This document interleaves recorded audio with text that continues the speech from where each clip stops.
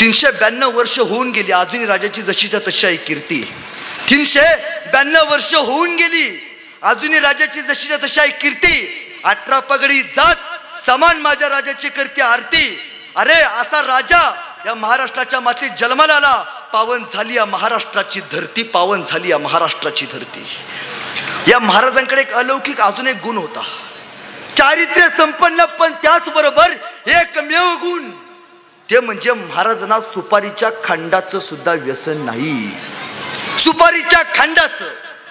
पण छत्रपती शिवाजी महाराज की जय म्हणणाऱ्यातली 60% लोक आता व्यसन करून बसल्यात. लिहून देतो का हो? ज्या तोंडून आपण शिवाजी महाराजांचं नाव घेतो, ज्या तोंडून आपण संभाजी राजांचं नाव घेतो, ज्या तोंडून आपण आपल्या आईचं नाव घेतो, ज्या तोंडून आपण आपल्या बापाचं नाव घेतो, त्या तोंडून व्यसन करावं, दारू प्यावी, गुटखा खावा. सगळ्यात जास्त महाराजांचा अपमान कोण करतो? तुम्ही आणि आम्ही. लक्षात ठेवा पोरांनो, व्यसन आणि फॅशन करून तुम्हाला मिळतं तरी काय? व्यसन आणि फॅशन करून तुम्हाला मिळतं तरी काय? चुकीच्या गोष्टीमध्ये स्वतःचा घालवू नका पाय. जर तुम्हाला योग्य वागता आलं तर तुम्हीच्या देशाचे ज्ञानोबराय, तुकोबराय आणि छत्रपती शिवराय, छत्रपती शिवराय. फक्त शिवचरित्र हे सांगताय की पिढ्यानपिढ्यांना आपल्या घरी शिवबा जन्माला यावा, आपल्या घरी ज्ञानेश्वर महाराज जन्माला यावं, तुकोबराय जन्माला यावा, यासाठी पहिल्यांदा संतती तशी असली पाहिजे. पेरण गहू पेरून कधी ज्वारी उगवलं बघितलंय का हो? जुंधळ पेरून कधी मका उगवलं बघितलंय का? नाही. जे पेरणार आहे तेच उगवणार आहे. आपण जे आजपर्यंत आपल्या मुलांमध्ये जे पेरत गेलो तेच उगवत गेले. महाराज ही फार मोठी कल्पना आहे. शिवाजी हे नाव कधीतरी उलट वाचा, ते होतं जीवाशी. सर्वसामान्य माणसाच्या जीवाचं रक्षण व्हावं यासाठी एक माणूस आयुष्यभर स्वतःच्या जीवाशी खेळत आला, त्याला शिवाजी म्हणायचं. महाराजांचा एक किल्ला होता, सिंधुदुर्ग किल्ला. कुर्टे बेटावरती बांधलेला तो किल्ला आहे. महाराज एकदा त्या किल्ला बघायला गेले. हिरोजी इंदलकरांनी बांधलेला किल्ला. महाराज किल्ल्यावरती गेल्या, किल्ल्याचा आजूबाजूचा प्रदेश बघितला. महाराज येतात म्हटल्यावरती किल्ल्याच्या सगळ्या सरदारांनी किल्ल्याला हिरे, माणिक, मोती आणि सगळीकडे फुलांनी सजवलं. आणि आज ते कदम महाराज किल्ल्याच्या आत आले. सिंधुदुर्ग किल्ला महाराजांनी सगळ्या आतून बघितला. आणि महाराजांनी सिंधुदुर्ग किल्ल्यावरती पहिल्यांदा मातीला स्पर्श केला. एक मावळा महाराजांच्या पाठीमागे उभा होता, हातात चुन्याची डबी घेऊन, चुन्यानं भरलं तो डबा, तबकडा घेऊन. आणि तो मावळा महाराजांना म्हणतोय, महाराज एक इच्छा या पामराची. हा बोल ना महाराज, या किल्ल्यावरती परत तुम्ही याल का नाही माहिती नाही. महाराज एक इच्छा आहे. महाराज तुमच्या पायाचे ना हाताचे ठसे या किल्ल्यावरती उठवा. महाराज या चुन्यामध्ये तुमचे हात बुडवा, या चुन्यामध्ये तुमचे पाय बुडवा, तुमच्या पायाचे ना हाताचे ठसे या किल्ल्यावरती उठवा. जेव्हा जेव्हा या किल्ल्यावरती आम्हाला हारल्यासारखं, काहीतरी पराभूत झाल्यासारखं वाटेल, तेव्हा तेव्हा तुमच्या पायाचे आणि हाताचे ठसे लढण्याची जिगर आमच्यामध्ये निर्माण करून जातील. आजही किल्ल्यावरती गेल्यावरती तुम्हाला ठसे बघायला मिळतात महाराजांच्या त्या काळातले. महाराजांनी प्रत्येक किल्ल्यावरती शौचालय बांधलं. अमिताभ बच्चनचा घसा गेला सगळ्यांना सांगून, हर घर शौचालय, हर घर शौचालय. आपल्या डोक्यात शौचालयाची रेंज नाही गेली. 392 वर्षापूर्वी रायगडावरती विष्ठेचं डिकम्पोजिशन कसं करायचं याचं तंत्र महाराजांनी उभा केले. फक्त जमिनीवरती नाही, सिंधुदुर्ग किल्ला बघून या, पाण्यात विष्ठेचं डिकम्पोजिशन कसं करायचं याचं तंत्र महाराजांनी उभा केले. आपण नाही बघत. काल पुरावा बांधलेला पूल पडतो आपल्याकडचा, सातारला जावा, महाराजांच्या काळातला पूल आहे, अजूनही बघायला मिळतो. काय वापरलं महाराजांनी? महाराजांच्या इंजिनियरांनी यामध्ये काय वापरलं? 392 वर्ष होऊन गेली, आज इथला पत्थर आणि पत्थर शाबूत आहे. तर महाराजांच्या मावळ्यांनी त्यामध्ये एक मिक्सचर वापरले. त्या मिक्सचराचं नाव इमानदारी. कुठेच तुम्हाला पैसे खाल्ल्याचे बघायला मिळत नाहीत, कुठेच तुम्हाला घोटाळा खाल्ल्याचं कुठेच टक्केवारी बघत नाही. जगणं महाराजांसाठी. याच महाराजांच्या निष्ठावंत मावळ्यांनी महाराजांनी सांगितलं इंदलकरांना, महाराजांचे चीफ इंजिनियर, इंदलकर रायगड बांधा, स्वराज्याची राजधानी बांधून काढा. आणि इंदलकरांनी रायगड बांधला. महाराज रायगड बघायला आले आणि महाराजांनी इंदलकरांना विचारलं, इंदलकर रायगड कसा बांधलात? महाराज म्हणले, इंदलकर रायगड कसा बांधलात? इंदलकर म्हणले, महाराज वर गेलं तर हवा, खाली गेलं तर पाणी, शत्रू वर जाऊ शकत नाही. एवढा सुंदर बांधला. महाराज वर गेलं तर हवा, खाली गेलं तर पाणी, शत्रू वर जाऊ शकत नाही. आणि दुसऱ्या दिवशी एक घटना घडली. हिरकणी नावाची स्त्री आपल्या तान्या बाळासाठी किल्ला उतरून खाली आली. खबर महाराजांना कळली. महाराजांचं राजकारण बघा. महाराजांनी या हिरकणीचा सत्कार हिरोजी इंदलकरांच्या हस्ते केला.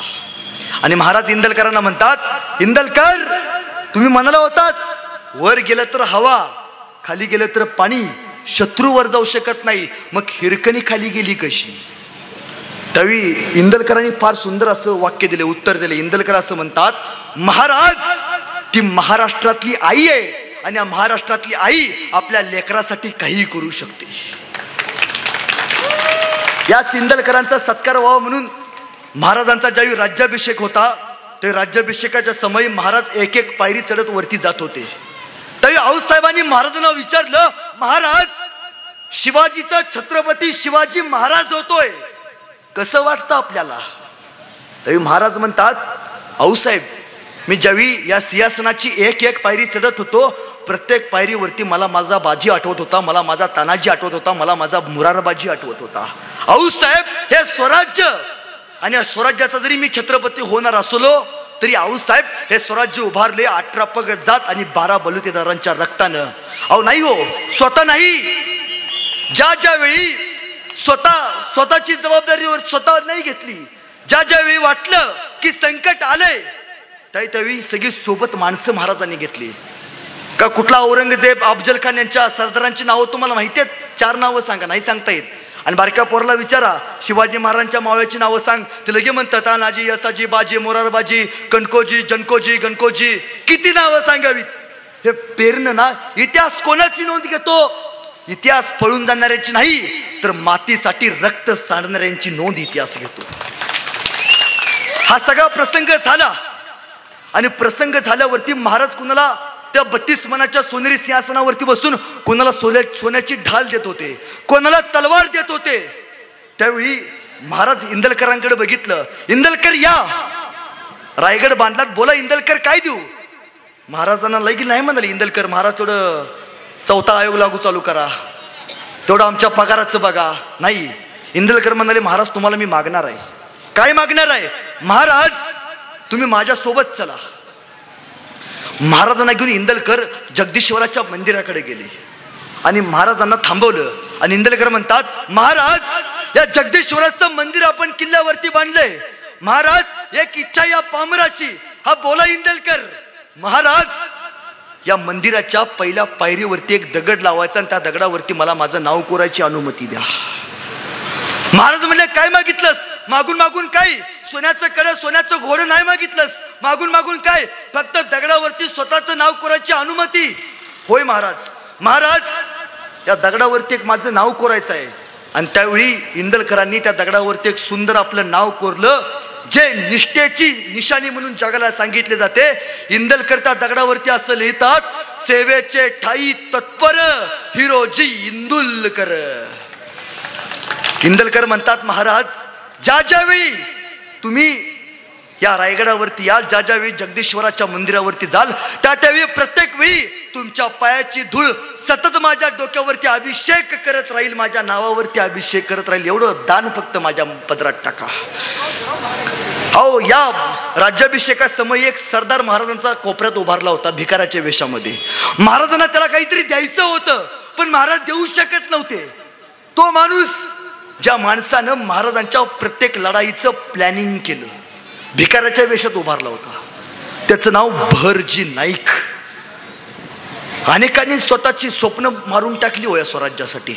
इंग्रज अधिकारी ज्यावेळी हा राज्याभिषेक सोहळा बघून गेला, आणि त्या भिकाराला जेव्हा तो बघून गेला, त्यावेळी तो एका पत्रात असं म्हणतोय, हा मी ज्यावेळी राज्याभिषेक सोहळ्याला गेलो होतो, त्यावेळी तो महाराजांच्या शेजारी जो भिकारी उभारला होता ना, तो भिकारी राज्याभिषेकाच्या अगोदर आमच्या वाकारीच्या शेजारी गेली 8 दिवस फिरत होता.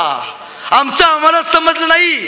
तो भिकारी दुसरा कोणी नसून तर महाराजांचा गुप्तहेर प्रमुख भरजी नाईक होता. एवढी प्रचंड स्वतःच्या माहितीबद्दल जपणूक भर्ज नायकांचा जन्म, भर्ज नायकांचा मृत्यू, भर्ज नायकांनी किती लढाईमध्ये सहभाग घेतला याची नोंद कुठंच बघायला मिळत नाही. एवढी सुंदर जपणूक त्या काळात गुप्तहेर खात्याने महाराजांच्या केली.